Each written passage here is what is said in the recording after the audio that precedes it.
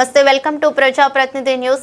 సిరిసిల్ల నేతన్నల సంక్షేమం, వస్త్ర పరిశ్రమ అభివృద్ధికి రాష్ట్ర ప్రభుత్వం ప్రాధాన్యమిస్తోందని ఇన్ఛార్జి మంత్రి తుమ్మల నాగేశ్వరరావు పేర్కొన్నారు. సిరిసిల్ల మున్సిపల్ పరిధిలోని రగుడు వద్ద 3,22,00,000తో జంక్షన్ అభివృద్ధి సుందరీకరణ, మోడల్ బస్సు షెల్టర్ల నిర్మాణ పనులను మంత్రులు తుమ్మల నాగేశ్వరరావు, పొన్నం ప్రభాకర్, అడ్లూరి లక్ష్మణ్ కుమార్, ప్రభుత్వ విప్ వేములవాడ ఎమ్మెల్యే ఆది శ్రీనివాస్, జిల్లా కలెక్టర్ గరీం అగర్వాల్, ఎమ్మెల్యేలు కవ్వంపల్లి సత్యనారాయణ, మేడిపల్లి సత్యం ప్రారంభించారు. అనంతరం జిల్లా సమీకృత కార్యాలయాల సముదాయంలో ఏర్పాటు చేసిన కార్యక్రమానికి మంత్రులు, ప్రభుత్వ విప్ ఎమ్మెల్యేలు థ్రిఫ్ట్ ఫండ్ పథకానికి సంబంధించిన ఆర్జీ పాస్ బుక్లు అర్హులైన లబ్ధిదారులకు పంపిణీ చేశారు.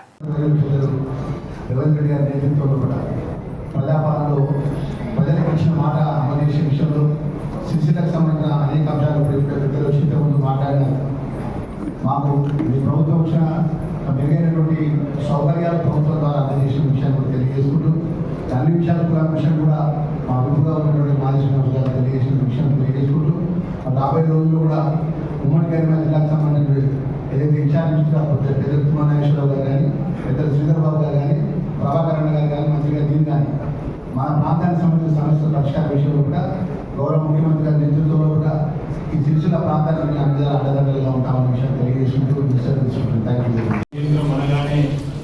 నేతన్నలకు సంబంధించినటువంటి ఈ జిల్లా పేరే మనం అనేక సందర్భాలు అనుకుంటాం.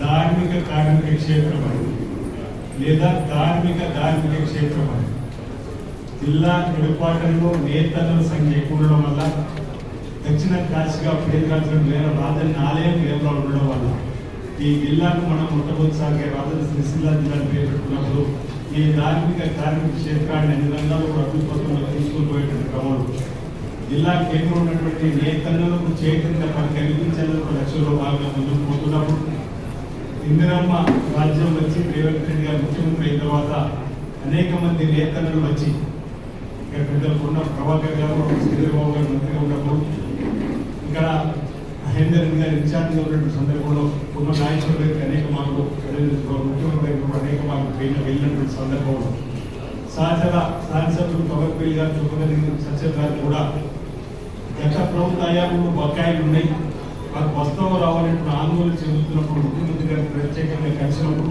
మా నాయకులు గారు కూడా డబ్బులు ఇవ్వాలని చెప్పేటువంటి క్రమంలో లక్ష్మణ్ కుమార్ గారు వీటిలో ఉన్నటువంటి స్వాస్థ్యాన్ని తీసుకున్న సందర్భంలో చాలా మందికి ఒక అపనమ్మకం ఉండే అలాంటివి ఈ ప్రభుత్వం వచ్చిన తర్వాత నేతన్నలు గతంలో చేసినటువంటి డబ్బు మొత్తం కూడా ప్రభుత్వం విడుదల చేసిన సందర్భంలో నేతలకు నమ్మకం ప్రభుత్వం మీద కలిగినప్పుడు గత సంవత్సరము 8 మాసాలు పని కల్పించడానికి 2025-26లో 6,87,00,000 మీటర్ల చీరల ఉత్పత్తికి సంబంధించింది. నేతలు చేతి కింద పని కలిగి దాని ద్వారా కూడా 85% ప్రోడక్టులు చేసిన పని కూడా డబ్బులు తిరిగి మీకు వస్తున్న సందర్భం. గత ప్రభుత్వ హయాంలో 300 పైచిలకు కోట్లు బకాయి పడ్డా అని ఎందుకు అడగలేదు, కానీ 100 కోట్లు అయిందో లేదో మీరు వెంటనే మాట అనే తొందరపడకుండా మీరు అడగడం జరిగింది. అంటే ఈ ప్రభుత్వం ఒక నమ్మకం విశ్వాసంతో 85% ఇచ్చింది. ఇప్పుడు మిత్రుడు చెప్తా ఉన్నాడు గత ప్రభుత్వంలో హయాంలో మీరు ఇచ్చినటువంటిది చేసుకోవడంలో మున్సిపాలిటీ అదే వీటిడి మున్సిపల్ అధ్యక్షులు ధన్యవాదాలు, చాలా బాగా చేశారు. ఈ గౌరవానికి ప్రతీకగా సిరిసిల్ల అంటే నేతన్నలకి ఆయుపడతాం. అందుకని మీ జంక్షన్ చూస్తేనే ఈ యొక్క తెలంగాణ రాష్ట్రమే కాదు భారతదేశ నేతలను అందరూ గర్వించదగ్గట్టుగా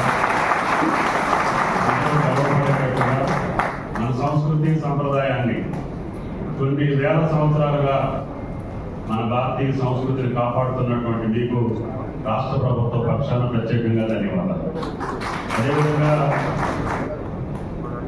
మీ సమస్య అన్ని సమస్యలకి శ్రీనివాస్ గారు కానీ, మహేంద్ర గారు కానీ, ముఖ్యంగా దీంట్లో అనేక సందర్భాల్లో దీనికోసం ప్రయత్నం చేసిన ప్రభాకర్ గారు, లక్ష్మణ్ గారు, ఈ జిల్లా ప్రజాప్రతినిధులు అందరూ కూడా నాకు ఈ శాఖాపరంగా పెద్ద అనుభవం లేకపోయినా, అవగాహన లేకపోయినా మీ కష్టాలు ఏమున్నాయి, వీళ్ళకి ఏం చేస్తే నిలబడగలుగుతారు, గత ప్రభుత్వాల్లో జరిగినటువంటి ఏంటి, ఇప్పుడు మనం జరిపించాల్సిన ఏంటి అని ప్రతి విషయంలో కూడా పదే పదే మీతో పాటు మీరు కూడా చాలా సందర్భాల్లో వచ్చారు. వస్తే ఈ ప్రభుత్వానికి అనేక సమస్యలు ఉన్నప్పటికీ గౌరవ ముఖ్యమంత్రి గారు రైతానికి ఇచ్చినటువంటి అవకాశాన్ని నేతన్నకు కూడా ఇవ్వండి, ఎంత కష్టమైనా పర్వాలేదు. ఆ రకంగా వాళ్ళకి కావాల్సినటువంటి బకాయిలు కావచ్చు, లేదు ఆడ యొక్క వృత్తి నిరాఘాటంకంగా 360 రోజులు జరగాలంటే మనం ఏం చేయాలో దానికి ప్రయత్నం చేయండి. ఆడ కావాల్సినటువంటి భద్రతతో పాటు, నియమంతో పాటు, భరోసాతో పాటు ఆడకి ఏ రకమైనటువంటి హంగులు కావాలో, అవకాశాలు కావాలో ఆడ కల్పించాలని చెప్పి మొట్టమొదటిసారిగా గత ప్రభుత్వంలో ఏమి ఇచ్చారో ఏమీ లేదో మీకు తెలుసు. ఈ ఒక్క 2 సంవత్సరాల్లోనే మీకున్నటువంటి బకాయిలతో పాటు 1360 కోట్లు నేతలకు సంబంధించి ఎప్పుడు కూడా స్వాతంత్రం వచ్చినప్పటి నుంచి కూడా కాంగ్రెస్ పార్టీకి సంబంధించి అనేకమైనటువంటి కార్యక్రమాల్లో భాగంగా ఈ రోజు మళ్ళీ రేవంత్ రెడ్డి గారి నాయకత్వంలో ఏర్పడ్డ ప్రభుత్వం ఇంతకుముందు రవీంద్ర గారు చెప్పినట్టుగా లేదా భాస్కర్ గారు చెప్పినట్టుగా మళ్ళీ మనం చీరలు కంటిన్యూ అయితే కాదు అనేటువంటి పరిస్థితి ఉండే. నేను ఎవరు విమర్శించలేదు. గతంలో చీరలు కట్టుకోవాలంటే ఇంతకుముందు కలెక్టర్ గారు చెప్పినట్టుగా మహిళలు అవి కట్టుకొని బయటికి వచ్చే పరిస్థితి లేకుండే. కానీ ఇవాళ ఏ సమావేశం పెట్టినా మహిళలు ఆ చీరలు కట్టుకొని ఫంక్షన్కి వెళ్ళే విధంగా తయారు చేస్తాను.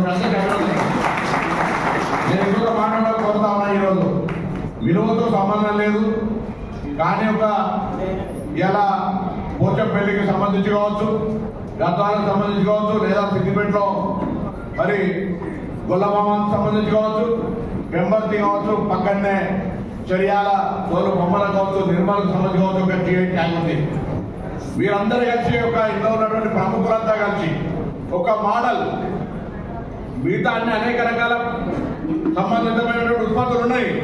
కానీ సిరిసిల్ల చీర అంటే ఒక టీఐ ట్యాంక్ ఎక్కడికైనా సామాన్యుడికి దొరకగలిగే, కట్టుకోగలిగే ధరల సిరిసిల్ల చీర దొరికే ఒక టీఐ ట్యాంక్ వచ్చేంత క్వాలిటీగా తయారు చేయాలని చాలా రోజులు కోరుకుంటున్నా. మరొకసారి సందర్భంగా కోరుతాను. సార్ మీడియాలో ప్రారంభించినటువంటి చౌరస్తా నేతన్నలకు సంబంధించిన వృత్తిపరమైనటువంటి ఒక గుర్తింపునిచ్చేది. గతంలో మరి అక్కడ మెయిన్ సిరిసిల్ల సెంటర్లో కూడా ఒక నేతన్న విగ్రహం పెట్టుకున్నాం. ప్రతి ఆగస్టు 7 నాడు నేతన్నల దినోత్సవం చేస్తే వీళ్ళందరూ కలిసి రాజకీయాలకు అతీతంగా ఇది ఒక వేదికగా ఇవాళ వర్షం పట్టలేదు, అక్కడే ఇంకా పెద్ద ఎత్తున మీ అందరితో కలిసి జరుపుకునేది ఉండే. అయినా దాన్ని కలెక్టరేట్ మార్చుకొని ఇక్కడ చేసుకుంటాను వేడుక. వృత్తి, మన వృత్తిని గౌరవించాలని బ్యాక్వర్డ్ క్లాస్ మినిస్టర్గా కూడా వృత్తుల పరమైనటువంటి అంశాలకు కొత్త అవకాశాలు కలిగాలని ఆలోచనతో ప్రభుత్వం ముందుకు పోతా ఉంది. తప్పకుండా అందులో నేతన్నలకు సంబంధించిన పార్లమెంట్ సభ్యులుగా ఉన్నాడు కూడా ఆనాడు కావు సాంబశివరావు గారిని తీసుకొచ్చి ఈ ప్రాంతంలో కొంత మార్పు చేసే ప్రయత్నం చేసినాం. ఆనాడు తీసుకున్న నిర్ణయాలు కొన్ని మోడరేషన్ సంబంధించి కావచ్చు,